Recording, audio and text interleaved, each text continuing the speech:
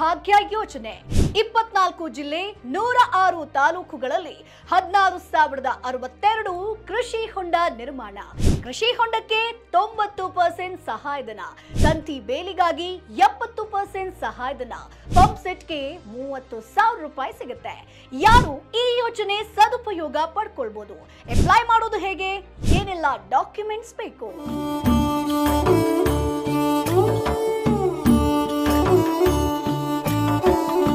ಸ್ನೇಹಿತರೆ, ಇತ್ತೀಚೆಗೆ ನಡೆದಂತ ಬಜೆಟ್ನಲ್ಲಿ ರೈತರಿಗಾಗಿ ಸಾಕಷ್ಟು ಹಳೆ ಯೋಜನೆಯನ್ನ ಮರುಚಾಲನೆ ಮಾಡಲಾಗಿದೆ. ಸೊ ಅದರಲ್ಲಿ ಒಂದು ಕೃಷಿ ಭಾಗ್ಯ ಯೋಜನೆ ಜೊತೆಗೆ ಸರ್ಕಾರ ಸಾಕಷ್ಟು ಪ್ರಾಮಿಸ್ ಗಳನ್ನ ಕೂಡ ಮಾಡಿದೆ. ಸೊ ರಾಜ್ಯ ಸರ್ಕಾರ ರೈತರಿಗೆ ಹಳೆ ಯೋಜನೆಯನ್ನ ಮರುಚಾಲನೆ ಮಾಡಿದ್ದಾರೆ, ಅದು ಕೂಡ ಕೃಷಿ ಭಾಗ್ಯ ಯೋಜನೆ. ಸ್ನೇಹಿತರೆ, 24 ಜಿಲ್ಲೆಗಳಲ್ಲಿ 106 ತಾಲೂಕುಗಳಲ್ಲಿ ಈ ಒಂದು ಯೋಜನೆ ಮರುಚಾಲನೆ ಆಗುತ್ತೆ. ಸೊ ಹಾಗಾದ್ರೆ ಈ ಒಂದು ಯೋಜನೆಗೆ ಅರ್ಜಿ ಸಲ್ಲಿಸೋದು ಹೇಗೆ, ಇದರ ಸದುಪಯೋಗವನ್ನ ಯಾರೆಲ್ಲ ಪಡ್ಕೊಳ್ಬಹುದು, ಇದರ ಕಂಪ್ಲೀಟ್ ಮಾಹಿತಿಯನ್ನ ಈ ವಿಡಿಯೋ ಮುಖಾಂತರ ಕೊಡ್ತೀನಿ. ಹಾಯ್, ಹಲೋ, ನಮಸ್ಕಾರ. Welcome to freedom farming Kannada YouTube channel.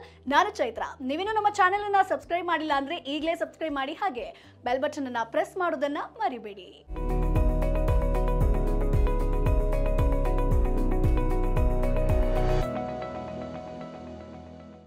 ಸ್ನೇಹಿತರೆ, ಮೊದಲನೇದಾಗಿ ಈ ಕೃಷಿ ಭಾಗ್ಯ ಯೋಜನೆ ಬಗ್ಗೆ ಸಾಕಷ್ಟು ಮಾಹಿತಿಯನ್ನ ಕೊಡ್ತೀನಿ. ಅಂದ್ರೆ ಇದರ ಉಪಯೋಗ ಏನು ಅನ್ನೋದನ್ನ ನೋಡ್ಕೊಂಡು ಬರೋಣ. ಸೊ ರಾಜ್ಯದ ರೈತರಿಗೆ ಕೃಷಿ ಭಾಗ್ಯ ಯೋಜನೆ ಅಡಿಯಲ್ಲಿ ರೈತರಿಗೆ ಕೃಷಿ ಹೊಂಡವನ್ನ ನಿರ್ಮಿಸೋದಕ್ಕಾಗಿರ್ಬೋದು, ಅಥವಾ ಕೃಷಿ ಉಪಕರಣಗಳನ್ನ ಖರೀದಿಸೋದಕ್ಕಾಗಿರ್ಬೋದು, ಅಥವಾ ಒಂದು ಬೇರೆ ಚಟುವಟಿಕೆಗಳಿಗೆ ರಾಜ್ಯ ಸರ್ಕಾರದಿಂದ ಸಹಾಯಧನ, ಹಾಗೆ ಅದಕ್ಕೆ ಸಿಗುವಂತ ಸಹಾಯವನ್ನ ರಾಜ್ಯ ಸರ್ಕಾರ ಇನ್ನು ಮುಂದೆ ಮಾಡುತ್ತೆ. ಸೊ ಈ ಸಾಲಿನಲ್ಲೂ ಕೂಡ ಅಂದ್ರೆ 2024ರಲ್ಲೂ ಕೂಡ 100 ಕೋಟಿ ರೂಪಾಯಿ ವೆಚ್ಚದಲ್ಲಿ ಕೋಲಾರ ಜಿಲ್ಲೆ ಸೇರಿದಂತೆ 24 ಜಿಲ್ಲೆಗಳ ವ್ಯಾಪ್ತಿಯ 106 ತಾಲೂಕುಗಳಲ್ಲಿ ಈ ಒಂದು ಯೋಜನೆ ಇನ್ನು ಮುಂದೆ ಅನುಷ್ಠಾನಕ್ಕೆ ಬರುತ್ತೆ.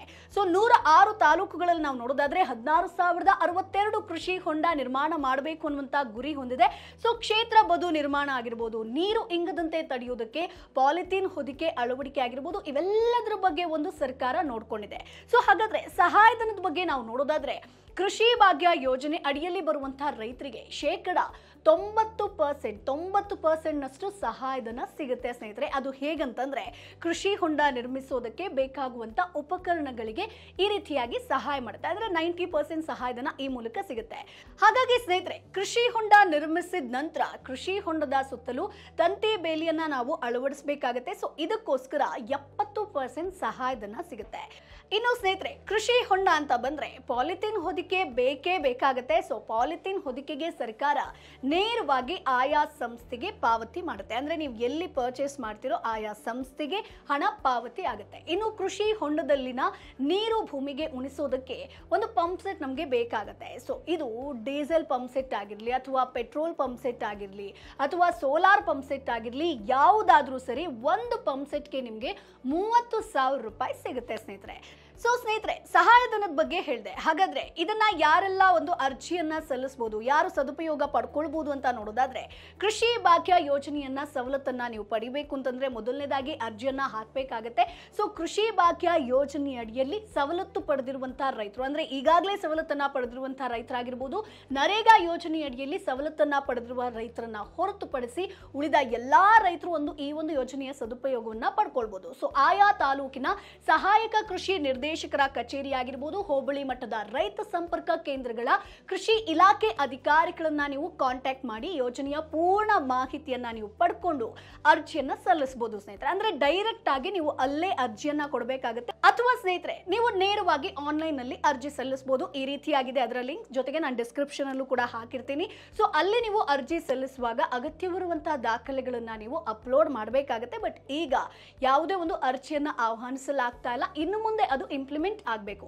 ಸೊ ಅರ್ಜಿ ಸಲ್ಲಿಸೋದಕ್ಕೆ ಬೇಕಾಗುವಂತಹ ದಾಖಲೆಗಳ ಬಗ್ಗೆ ನೋಡೋದಾದ್ರೆ, ಒಂದು ಅರ್ಜಿ ನಮೂನೆ ಬೇಕೇ ಬೇಕು, ಜೊತೆಗೆ ನಿಮ್ಮ ಆಧಾರ್ ಕಾರ್ಡ್ ಬೇಕಾಗುತ್ತೆ, ಖಾತೆಯ ವಿವರ ಆಗಿರ್ಬೋದು, ಉಧಾರಿ ಆಗಿರ್ಬೋದು, ರೇಷನ್ ಕಾರ್ಡ್ ಆಗಿರ್ಬೋದು, FID ಆಗಿರ್ಬೋದು, ಭಾವಚಿತ್ರ ಅಂದ್ರೆ ನಿಮ್ಮ ಒಂದು ಫೋಟೋ ಇಂಪಾರ್ಟೆಂಟ್. ಸೊ ಈ ಎಲ್ಲಾ ಅಗತ್ಯವಿರುವಂತಹ ದಾಖಲೆಗಳನ್ನ ನೀವು ಕೃಷಿ ಭಾಗ್ಯ ಯೋಜನೆಗೆ ಕೊಡಬೇಕಾಗುತ್ತೆ. ಸೊ ಸ್ನೇಹಿತರೆ, ಇವೆಷ್ಟು ಕೃಷಿ ಭಾಗ್ಯ ಯೋಜನೆ ಬಗ್ಗೆ ನಾನು ಮಾಹಿತಿ ಕೊಟ್ಟಿರೋದು. ಜೊತೆಗೆ ಬಜೆಟ್ ನಲ್ಲಿ ಇನ್ನೊಂದಷ್ಟು ಯೋಜನೆ ಬಗ್ಗೆ ಕೂಡ ಹೇಳಿದ್ದಾರೆ. ಒಂದು, ನಮ್ಮ ಮಿಲೆಟ್ ಹೊಸ ಕಾರ್ಯಕ್ರಮ ಇನ್ನು ಮುಂದೆ ಆರಂಭ ಆಗುತ್ತೆ ಅನ್ನೋದು. ಸೊ ಇದು ಏನು ರೈತರಿಗೆ ಏನು ಬೆನಿಫಿಟ್ ಅಂತ ನೋಡೋದಾದ್ರೆ 2024ರ ರಾಜ್ಯ ಬಜೆಟ್ ನಲ್ಲಿ ನಮ್ಮ ಮಿಲೆಟ್ ಅನ್ನುವಂತ ಹೆಸರಿನ ಹೊಸ ಕಾರ್ಯಕ್ರಮವನ್ನ ಸ್ಟಾರ್ಟ್ ಮಾಡಿದ್ದಾರೆ. ಸೊ ಈ ಒಂದು ಯೋಜನೆ ಅಡಿಯಲ್ಲಿ ಸಂಸ್ಕರಿಸಿದಂತ ಸಿರಿಧಾನ್ಯಗಳಾಗಿರ್ಬೋದು, ಮೌಲ್ಯವರ್ಧಿತ ಸಿರಿಧಾನ್ಯ ಉತ್ಪನ್ನಗಳಾಗಿರ್ಬೋದು, ಅಗ್ರಿಟೆಕ್ ಕಂಪನಿಗಳಾಗಿರ್ಬೋದು ಅಥವಾ ರಿಟೇಲ್ ಚೈನ್ಸ್ಗಳ ಸಹಭಾಗಿತ್ವದೊಂದಿಗೆ ಅವರ ಒಂದು ಹೆಲ್ಪ್ನೊಂದಿಗೆ ಕೈಗೆಟಕುವಂತ ದರದಲ್ಲಿ ದೊರಕಿಸೋದಕ್ಕೆ ಮುಂದಿನ ದಿನಗಳಲ್ಲಿ ಮಾಡಿಕೊಡ್ತಾರೆ ಅಂತ. ಇನ್ನು ಎರಡನೇದಾಗಿ ನೋಡೋದಾದ್ರೆ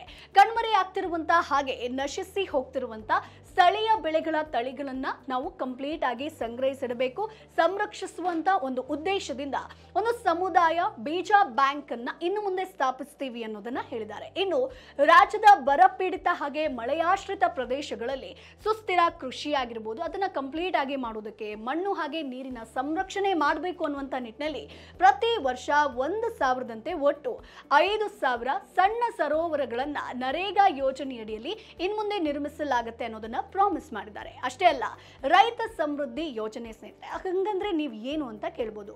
ಕೃಷಿ ಆಗಿರ್ಬೋದು, ಪಶುಸಂಗೋಪನೆ ಆಗಿರ್ಬೋದು, ತೋಟಗಾರಿಕೆ ಆಗಿರ್ಬೋದು, ಹೈನುಗಾರಿಕೆಗಳನ್ನ ಎಲ್ಲಾ ಸೇರಿದಂತೆ ಸಮಗ್ರ ಕೃಷಿ ಕೈಗೊಳ್ಳೋ ಮೂಲಕ ಆದಾಯದ ಒಂದು ಸುಸ್ಥಿರತೆಯನ್ನ ಕಾಪಾಡಬೇಕು. ಎಲ್ಲಾ ರೈತರು ಕೂಡ ಒಂದು ಬೆಳೆಯನ್ನ ನಂಬಾರ್ದು, ಎಲ್ಲಾ ಬೆಳೆಯನ್ನ ಬೆಳಿಬೇಕು ಅನ್ನುವಂತ ಒಂದು ಕಾನ್ಸೆಪ್ಟ್ ಅನ್ನ ಕೂಡ ತಂದಿದ್ದಾರೆ.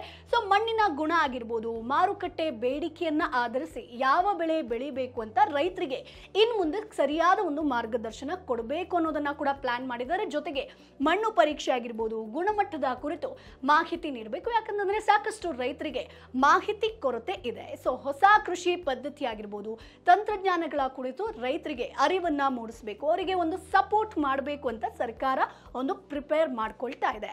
ಸೊ ರೈತರಿಗೆ ಸಂಗ್ರಹಣೆ ಆಗಿರ್ಬೋದು, ಮೌಲ್ಯವರ್ಧನೆ ಕುರಿತು ಕೂಡ ಅರಿವನ್ನ ಮೂಡಿಸಬೇಕು. ಯಾಕಂತಂದ್ರೆ ಯಾವುದೇ ರೈತ ಬೆಳೆಯನ್ನ ಬೆಳಿತಾರಂತಂದ್ರೆ ರೈತೋದ್ಯಮಿ ಆಗೋದು ತುಂಬಾ ಇಂಪಾರ್ಟೆಂಟ್. ಸೊ ರೈತೋದ್ಯಮಿ ಅಂತಂದ್ರೆ ನೀವು ಮೌಲ್ಯವರ್ಧಿತ ಪ್ರಾಡಕ್ಟ್ಸ್ ಅನ್ನ ಮಾಡಿದ್ರೆ, ಬೈ ಪ್ರಾಡಕ್ಟ್ಸ್ ಅನ್ನ ಮಾಡಿದ್ರೆ ಅದರಲ್ಲಿ ಹೆಚ್ಚಿನ ಆದಾಯವನ್ನ ಗಳಿಸಬಹುದು. ಸೊ ಬೈ ಪ್ರಾಡಕ್ಟ್ಸ್ ಅಂತ ಬಂದಾಗ ಅದರಲ್ಲೂ ಕೂಡ ಸಾಕಷ್ಟು ಕಲಿಯುವ ವಿಚಾರಗಳಿರುತ್ತೆ. ಯಾಕಂತಂದ್ರೆ ಡೈರೆಕ್ಟ್ ಆಗಿ ಮೌಲ್ಯವರ್ಧಿತ ಪ್ರಾಡಕ್ಟ್ಸ್ ಅನ್ನ ಮಾಡ್ತೀವಿ ಅಂತಂದ್ರೆ ಸಾಲದು. ಸೊ ಅದಕ್ಕೋಸ್ಕರ ಇನ್ಫಾರ್ಮೇಶನ್ ಬೇಕು. ಹಾಗಾಗಿ ಸರ್ಕಾರ ಕೂಡ ಇದರ ಮೇಲೆ ಗಮನ ಹರಿಸಿದೆ. ಸೊ ರೈತರಿಗೆ ಸಂಗ್ರಹಣೆ ಆಗಿರ್ಬೋದು, ಮೌಲ್ಯವರ್ಧನೆ ಬಗ್ಗೆ ಸಾಕಷ್ಟು ಅರಿವನ್ನ ಮೂಡಿಸಬೇಕು ಅನ್ನೋದು. ಇನ್ನು ರೈತರು ಬೆಳೆದಂತ ಬೆಳೆಗೆ ಉತ್ತಮ ಬೆಲೆಯನ್ನ ಪಡೆಯೋದಕ್ಕೆ ಮಾರುಕಟ್ಟೆ ಸಂಪರ್ಕವನ್ನ ನಾವು ಕಲ್ಪಿಸ್ತೀವಿ ಅನ್ನೋದನ್ನ ಕೂಡ ಹೇಳಿದ್ದಾರೆ. ಸೊ ರೈತರೆ, ಸದ್ಯಕ್ಕೆ ಈ ಒಂದು ಕೃಷಿ ಭಾಗ್ಯ ಯೋಜನೆಗೆ ಅಪ್ಲಿಕೇಶನ್ ಆರಂಭ ಆಗಿಲ್ಲ, ಯಾರು ಕೂಡ ಅಪ್ಲೈ ಮಾಡೋದಕ್ಕೆ ಈಗ ಸಾಧ್ಯ ಇಲ್ಲ. ಸೊ ಅದನ್ನ ಇನ್ನೂ ಕೂಡ ಇಂಪ್ಲಿಮೆಂಟ್ ಮಾಡಬೇಕಷ್ಟೇ. ಯಾಕಂದ್ರೆ ಬಜೆಟ್ ಅಲ್ಲಿ ಈಗಾಗಲೇ ಘೋಷಣೆ ಆಗಿರುವಂತ ಇದು ಹೊಸ ಅಪ್ಡೇಟ್. ಸೊ ಅದರ ಒಂದು ಅಪ್ಡೇಟ್ ಬಂದಾಗ ಖಂಡಿತ ನಾನು ನಿಮಗೆ ತಿಳಿಸ್ಕೊಡ್ತೀನಿ ಯಾವ ರೀತಿಯಾಗಿ ಅಪ್ಲೈ ಮಾಡಬೇಕು, ಏನೆಲ್ಲ ಡಾಕ್ಯುಮೆಂಟ್ಸ್ ಬೇಕು, ಎಲ್ಲವನ್ನ ಕೂಡ ತಿಳಿಸ್ಕೊಡ್ತೀನಿ. ಸೊ ಅಲ್ಲಿವರೆಗೂ ನೀವು ಕಾಯಲೇಬೇಕು. ಮುಂದಿನ ಎಪಿಸೋಡ್ ನಲ್ಲಿ ಮತ್ತೊಂದು ಕೃಷಿ ಐಡಿಯಾ ಜೊತೆ, ಮತ್ತೊಂದು ಕೃಷಿ ಮಾಹಿತಿ ಜೊತೆ ನಾನು ಮುಂದೆ ಹಾಜರಿರ್ತೀನಿ. ಅಲ್ಲಿವರೆಗೂ ಫ್ರೀಡಮ್ ಆಪ್ ಅನ್ನ ಡೌನ್ಲೋಡ್ ಮಾಡಿ. ಕೃಷಿಗೆ ಸಂಬಂಧಪಟ್ಟ ಸಾಕಷ್ಟು ಕೋರ್ಸ್ ಇದೆ. ಸೊ ನೀವು ಈಸಿಯಾಗಿ ಕಲಿಬಹುದು. ಯಾರು ಇದರಲ್ಲಿ ಸಕ್ಸಸ್ ಆಗಿದ್ದಾರೋ ಅವರೇ ನಿಮಗೆ ಕಂಪ್ಲೀಟ್ ಮಾಹಿತಿಯನ್ನ ಕೊಡ್ತಾರೆ. ಸೊ ಮತ್ತೆ ಆಗ್ತದ, ಈಗಲೇ ಫ್ರೀಡಮ್ ಆಪ್ ಅನ್ನ ಡೌನ್ಲೋಡ್ ಮಾಡಿ. ನಾನು ಹೋಗಿ ಬರ್ತೀನಿ. ಟಾಟಾ, ಬೈ ಬಾಯ್.